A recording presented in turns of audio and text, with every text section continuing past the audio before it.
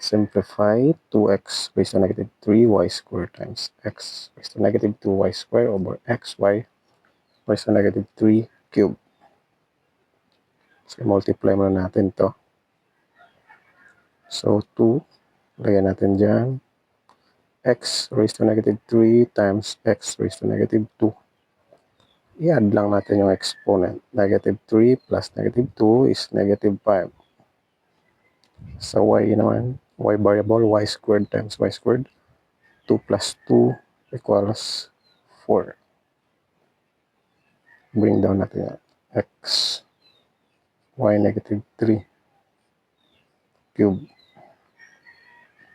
So, ngayon, mag-divide naman tayo. X raised to negative 5 divided by x. So, yung exponent dyan na 1. Negative 5 minus 1 is negative 6. Y raised to 4 divided by y raised to negative 3. 4 minus negative 3 is positive 7. So, nawala na yung wala nang naiwan sa denominator. Cube. So, distribute natin yung exponent. 3, may exponent yan dito na 1. Kaya 3 times 1 magiging 2 cube. 3 times negative 6. Negative 18. 3 times 7.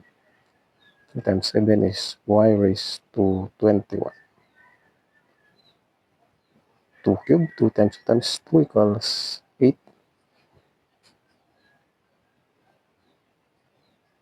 So, para maging positive yung negative 18, ilagay natin sa denominator. Maging final answer natin dito ay 8y raised to 21 over x raised to 18.